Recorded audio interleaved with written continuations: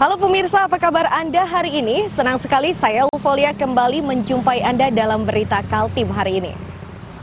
Sejumlah berita aktual dan menarik telah kami siapkan untuk Anda dan berikut di antaranya. Satu bangunan mencurigakan yang berdiri di atas parit di Sungai Dama, Samarinda dibongkar polisi.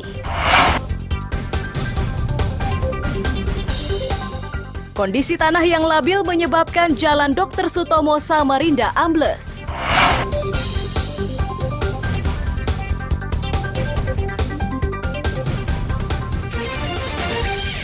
Pemkab Penajam Pasar Utara melakukan berbagai langkah antisipasi untuk mengantisipasi krisis ekonomi.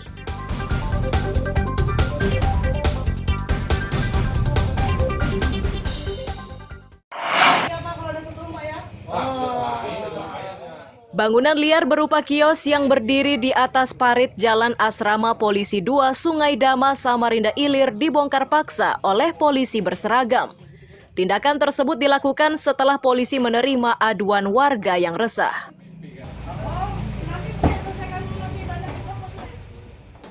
Pembongkaran ini bermula saat rombongan polisi dipimpin Kapolresta hendak menyalurkan bantuan sembako kepada warga.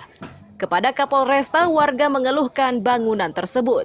Polisi pun bergegas dengan terlebih dahulu berkoordinasi dengan lurah setempat.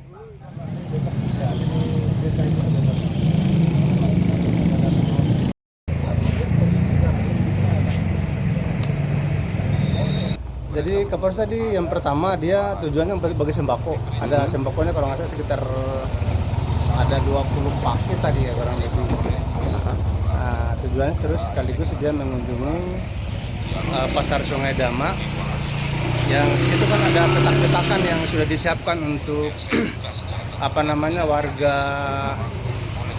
pasar kehewanan. Pasar kehewanan. Ya, nanti akan disiapkan di kita sih kunjungannya. Ada berapa petak Pak Lurah menurut data? Ada kurang lebih sekitar hampir 60-an ke atas lah ya. 60-an ke atas ya, petak ya, disiapkan ya, sudah disiapkan tinggal di tempatnya. Kemudian ada apa sedikit perintah dari Pak Kapolres untuk membongkar satu bangunan itu apa? Itu bangunan apa sebenarnya? Itu bangunan warung. Bangunan warung ya. Warung kebetulan dia ngambil posisi jalan kan, jadi kalau langnya masyarakat kan agak sedikit terganggu berarti ya. Terganggu ya. Dibongkar dia. Selain menghambat arus lalu lintas, beredar kabar jika tempat tersebut kerap jadi transaksi narkoba. Usai pembongkaran, lurah akan memantaunya agar tidak ada lagi bangunan serupa yang berdiri di tempat tersebut.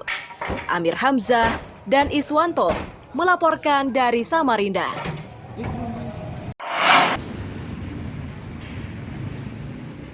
Minibus warna putih bernomor polisi KT1242LW dan sepeda motor bernomor polisi KT6537HF inilah yang sebelumnya terlibat kecelakaan di Balikpapan Utara. Kedua kendaraan tersebut kini diparkir di unit Laka Lantas Polresta Balikpapan untuk proses penyelidikan. Kapolresta Balikpapan Kombes Pol Tirdi Hatmiarso menyatakan, pengemudi mobil berinisial AG belum dimintai keterangan karena masih trauma atas kejadian tersebut. Dijelaskannya bahwa remaja putri tersebut hingga Rabu siang berada di rumah keluarganya. Sedangkan jasad kedua orang tuanya telah dimakamkan Selasa siang. Saat dimintai keterangan, remaja putri tersebut akan didampingi oleh keluarganya. Rencananya sudah ada.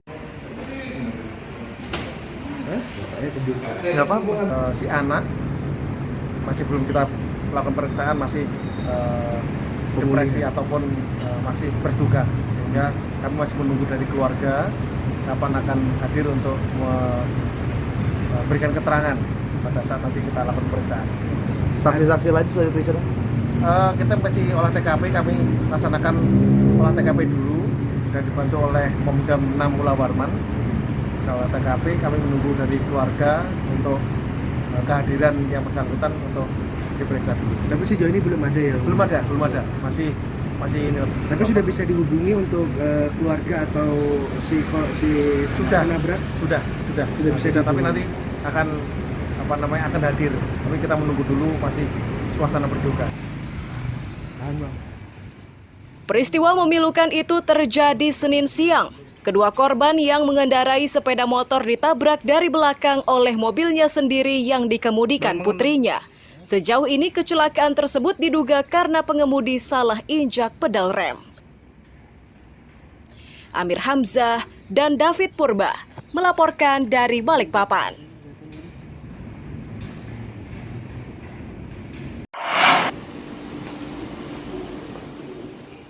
Dua pria bernama Aziz dan Wandi ditangkap polisi usai membobol sarang burung walet di Kampung Batu-Batu, Kecamatan Gunung Tabur, Kabupaten Berau 8 September 2022. Bersama pelaku disita barang bukti untuk membobol dinding sarang walet dan sepeda motor yang dikendarai saat mencuri. Sedangkan sarang burung hasil curian tidak bersisa karena sudah dijual.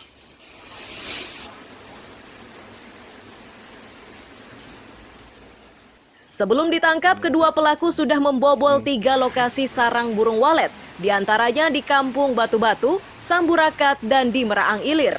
Khusus di Samburakat, pembobolan sarang burung walet dilakukan hingga 3 kali. Identitas pelaku akhirnya dikenali melalui kamera pengintai yang terpasang di salah satu bangunan sarang burung walet.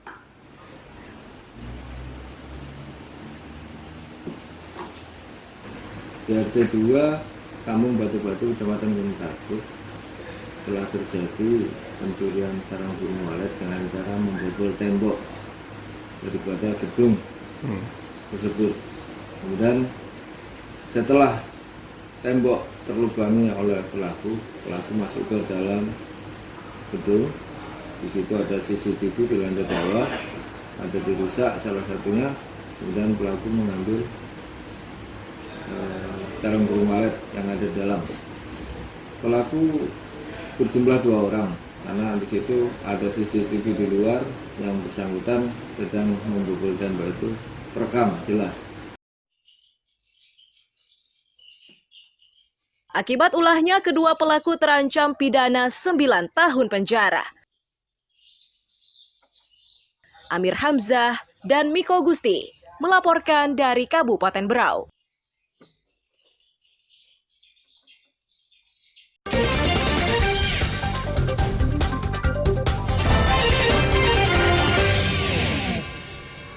Masih bersama saya Ufaulia, kembali kami sampaikan 3 berita utama Kaltim hari ini.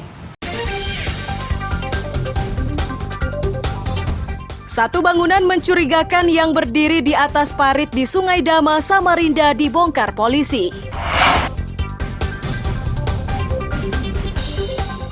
Kondisi tanah yang labil menyebabkan Jalan Dr. Sutomo, Samarinda ambles.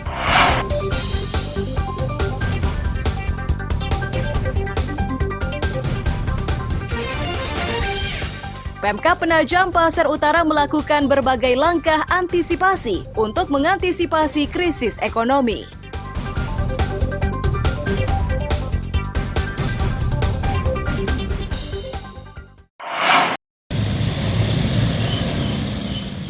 Pengendara yang melintas di Jalan Dr. Sutomo arah Pasar Segiri, Samarinda terpaksa memanfaatkan ruas jalan di sebelahnya.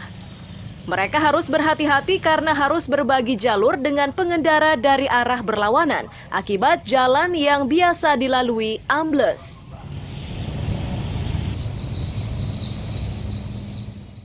Agar jalan tersebut bisa segera dimanfaatkan, pemerintah kota Samarinda mengerahkan pekerja dengan memasang bronjong atau penahan tanah di sisi Sungai Karangmumus. Tahap selanjutnya penimbunan badan jalan. Pekerja menutup akses jalan tersebut agar pengerjaan ini berjalan aman dan lancar.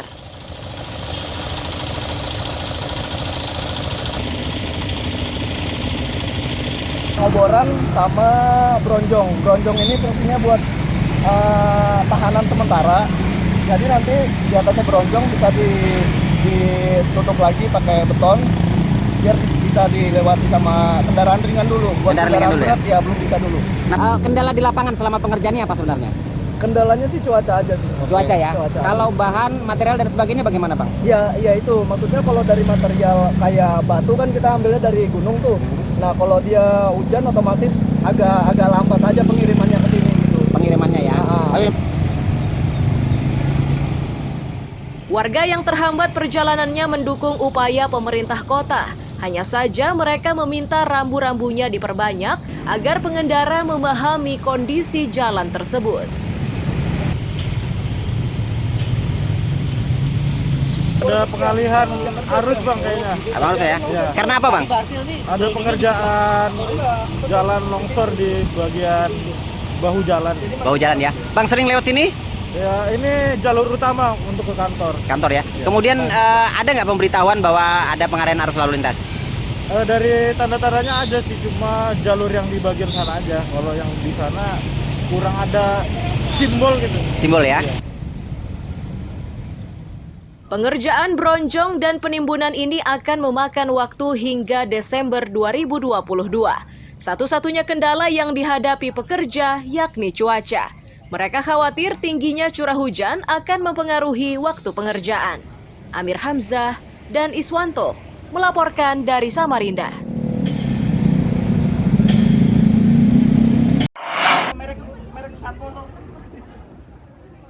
Satu demi satu peralatan kerja BPBD Kutai Kartanegara diperiksa oleh Fida Hurasani yang kini menjabat kepala pelaksana.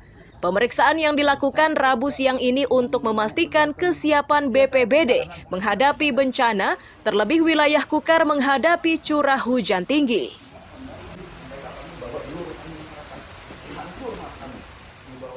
Kalak yang baru dilantik 17 Oktober 2022 menilai beberapa sarana dan prasarana dianggap tidak layak pakai dan jumlahnya sangat terbatas. Di antara peralatan yang disorot Kalak yakni mobil dan mesin pemadam kebakaran serta perahu karet.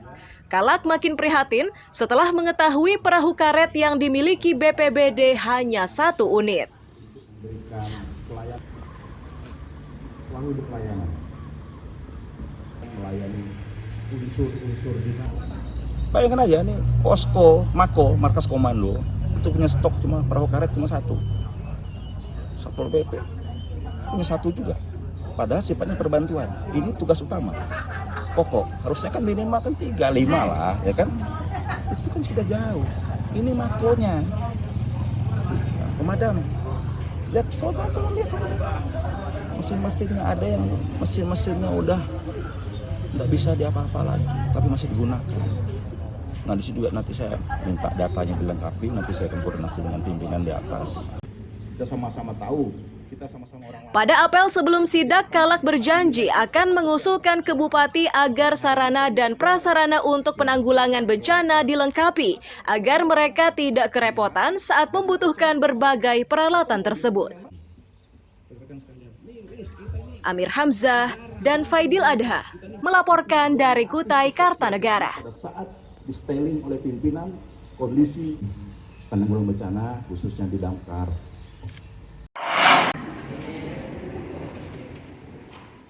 Kantor Imigrasi Balikpapan menegaskan masa berlaku paspor untuk dewasa kini berubah dari 5 tahun menjadi 10 tahun. Sedangkan paspor untuk anak-anak masa berlakunya tetap 5 tahun.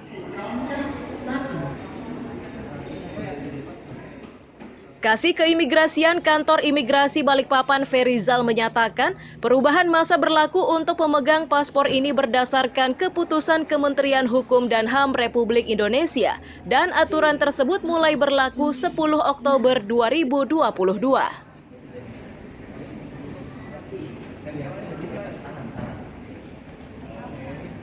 Berubah dari fase-fasenya itu terkait dengan masa berlaku paspor yang tadinya 5 tahun jadi 10 tahun. Diperuntukkan untuk dewasa dan sudah menikah. Sementara untuk anak di bawah umur itu tetap 5 tahun. Dari semenjak berlakunya Permen-Kumham nomor 18 tahun 2022 ini, animo masyarakat masih tetap, tapi mungkin 1 atau 2 bulan ke depan akan ada peningkatan. Warga yang baru mengetahui perpanjangan masa berlaku paspor cukup senang. Kebijakan ini dinilai sangat membantu meringankan beban pemegang paspor.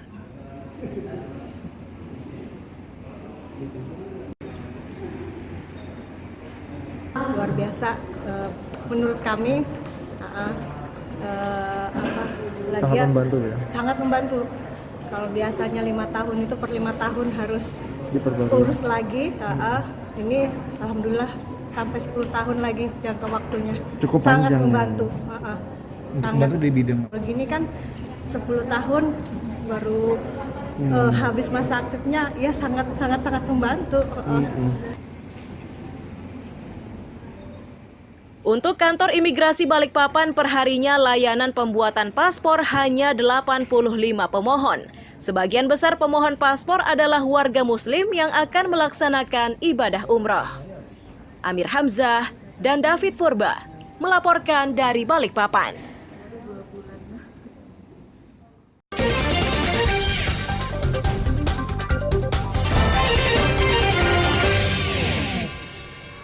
Masih bersama saya Ufaulia, kembali kami sampaikan 3 berita utama Kaltim hari ini.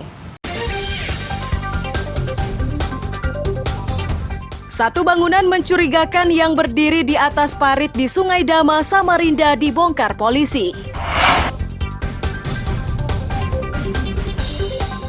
Kondisi tanah yang labil menyebabkan Jalan Dr. Sutomo, Samarinda ambles.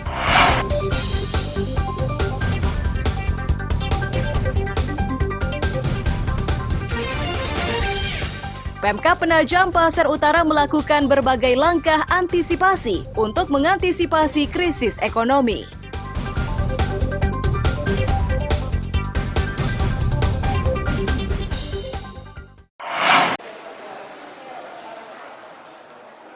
Pasca penyebaran COVID-19, aktivitas perekonomian di Kabupaten Penajam Pasir Utara mulai bangkit. Usaha mikro di pasar tradisional mulai ramai didatangi pembeli. Hal serupa terjadi pada aktivitas lainnya yang juga sudah bangkit. Mengantisipasi kejadian luar biasa termasuk ancaman krisis ekonomi, pelaksana tugas Bupati Penajam Pasir Utara Hamdan yakin daerahnya yang kini sebagian wilayahnya masuk ibu kota negara akan tetap aman dari ancaman tersebut. Hamdan begitu yakin karena sumber ekonomi di daerah tersebut mulai migas, kelapa sawit, dan batu bara bernilai tinggi. Bahkan sesekali mungkin mereka mengaten situ. Ya. Insya Allah kalau prediksi kita PPU ya aman lah. Tapi untuk mengantisipasi apa nih langkah-langkahnya untuk pemerintah? Ya itu ya kita penekanannya ya di bagaimana melakukan optimalisasi UMKM. Itu enggak ada, itu yang paling sudah terbukti bahwa salah satu penopang perekonomian negara kita pasca pandemi Covid dan resesi dunia ini kan karena UKM kita kan sudah mulai tumbuh. Selain sumber daya alam, pertanian juga menjadi unggulan untuk menopang perekonomian di Penajam Pasir Utara. Bahkan, kini hasil panen tersebut diklaim mampu memenuhi kebutuhan pangan di Penajam dan beberapa daerah lain di Kalimantan Timur. Amir Hamzah dan tim liputan melaporkan dari Penajam Pasir Utara.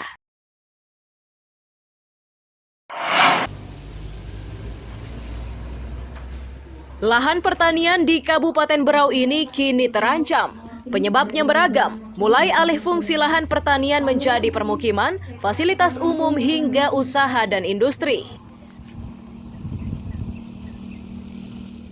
Untuk mempertahankan lahan pertanian, Dinas Pertanian dan Peternakan Kabupaten Berau meminta masukan sapras dari petani salah satunya kepada kelompok tani di Kecamatan Teluk Bayur. Berdasarkan masukan tersebut, Dinas Pertanian akan mengusulkan kepada Bupati agar dibuatkan peraturan khusus untuk melindungi lahan pertanian. Kemudian kita seprot daun. Kalau di dinas di kabupaten satu kasus itu minimal 1 dulu, nanti 120 kasus itu. Tujuannya untuk melindungi lahan pertanian para petani bagaimana ke depannya supaya lahan-lahan ini bisa langsung dibikinkan perlindungan lahan supaya nanti tidak ada alih fungsi dan kebutuhan pangan kita ke depan tidak ada kekhawatiran ada kekurangan pangan. Oke, siap. Kalau lahan pertanian sudah bisa bertahan maka pangan kita khususnya padi, beras ini bisa kita tetap pertahankan.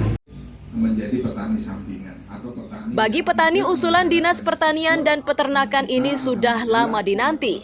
Petani khawatir lahan pertaniannya akan makin menyempit hingga tidak lagi bersisa. Dengan faktor bekerja sama kerjaan, dengan hari tua dan tunjangan kematian.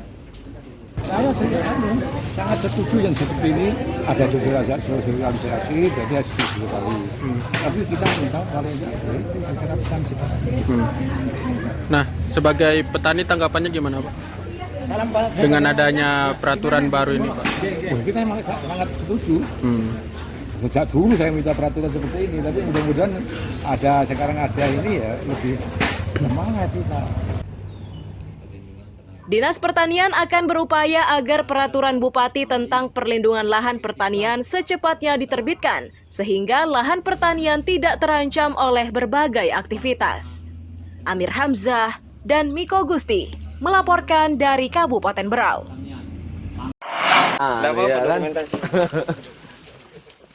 Tentara, polisi, dan warga Palaran Samarinda hingga Rabu siang masih bergotong royong mengerjakan semenisasi penahan jalan yang menghubungkan Rawa Makmur dan Handil Bakti. Gotong royong melalui program TMMD ke-115 itu harus dikerjakan dengan cepat karena pelaksanaannya berakhir pada 11 November 2022. Sedangkan semenisasi tersebut harus dikerjakan di sisi kiri dan kanan badan jalan. Mereka juga harus meratakan permukaan jalan yang sudah disemen agar bisa dilalui warga.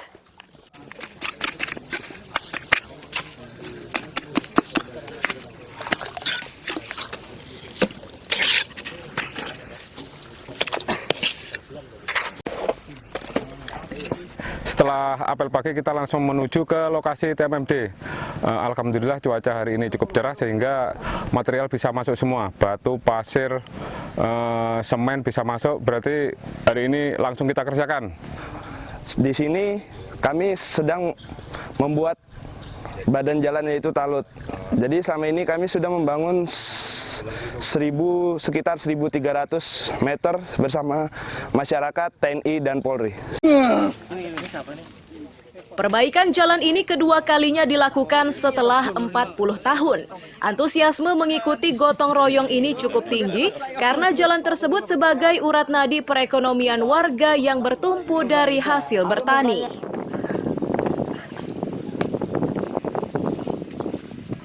Ya, kami semua di sini itu merasa terima kasih atas bantuan ABRI yang manunggal yang masuk desa ini. Kalau dulu AMD, memang ini yang kerjanya dulu Pak ABRI tahun 82. Sekarang kan tahun 2022, 40 tahun baru diperbaiki lagi. Ini supaya warga Handil Bakti termasuk semuanya lah, seluruh masyarakat sini pasti menerima ini semua, pasti senang.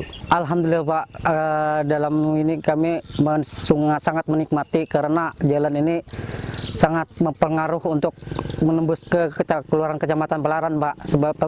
Sebabnya kebanyakan anak-anak sekolah jalan sana, Pak, itu otomatis kan dekat sini, mereka tidak terlalu banyak ngeliling, Pak, jalannya, Pak. Pada TMMD kali ini terdapat 3 sasaran yang dikerjakan, yakni fisik dan non-fisik serta bakti sosial. Khusus fisik, tentara, polisi, dan warga akan mengerjakan pengerasan jalan, pembuatan gorong-gorong, pembangunan rumah ibadah, perbaikan rumah warga, dan pembuatan pos kamling. Amir Hamzah melaporkan dari Samarinda.